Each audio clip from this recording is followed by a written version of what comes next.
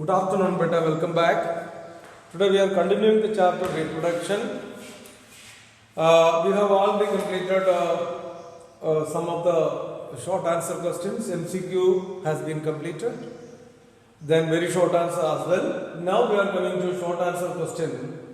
The questions which I selected are selected from the selected topics, selected part of the chapter. Some part like human reproduction and the development of human reproductive cells, human development of embryo is deleted from the chapter.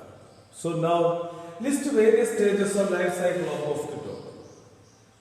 The mosquito life cycle consists of egg, larva, pupa and adult. Egg, larva, pupa and adult. These are the stages of life cycle of mosquito. Okay? You know that. Now the second point, second question. Differentiate between external and internal fertilization. Give two examples.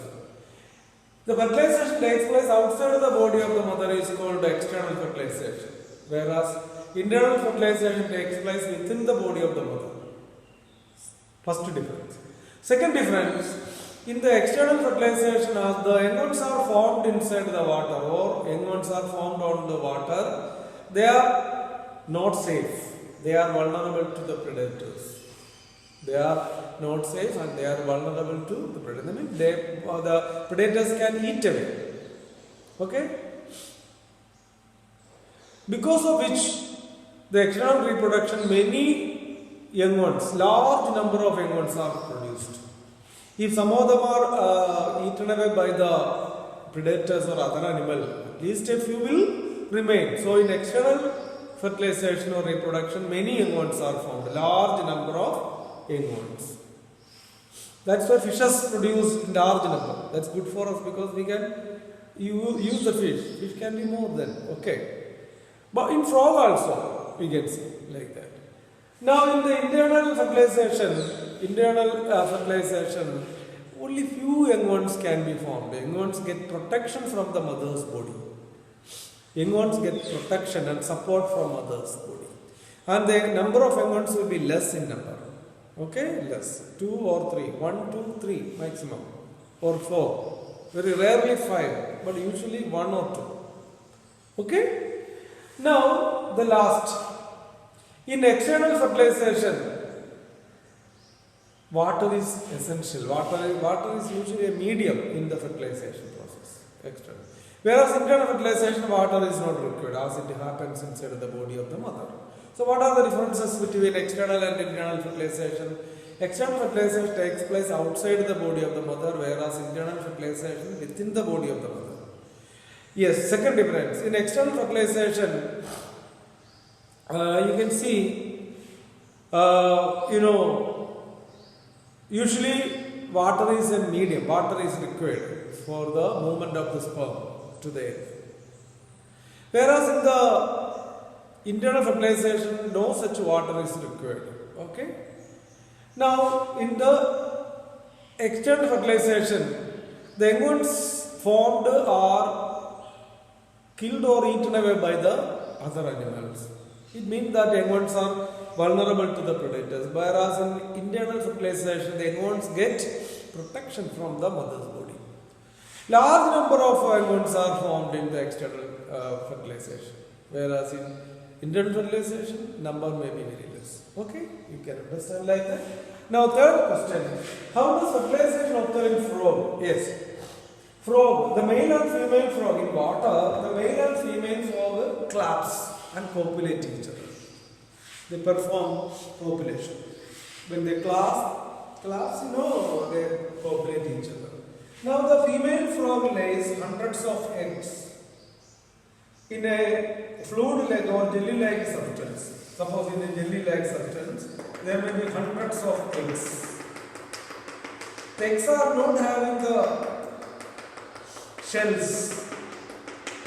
This is very delicate and very soft eggs. Eggs are called female gametes.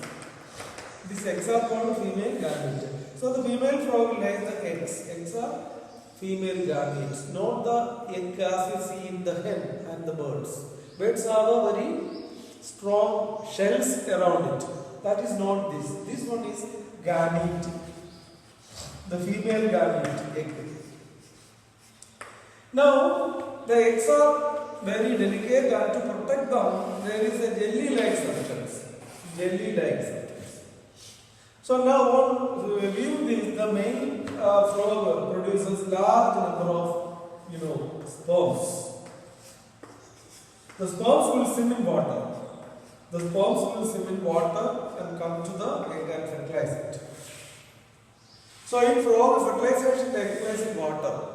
Female and male frog clasp each other, then the female frog lays hundreds of eggs in jelly-like substance. To protect the eggs, there is a jelly-like substance. Now the sperm ejected from the male frog, swim through the water, come to the egg and fertilize it and form zygote. Okay? Large number of zygotes are formed. The zygote hatches out. Zygote divides and forms what is called a larva. Larva is called tadpole. The frog's larva is called tadpole. The zygote, after formation of the zygote divides and forms the large number of tadpoles. So this is how the frog fertilizes. Now hydra reproduce by budding. Hydra reproduce by budding.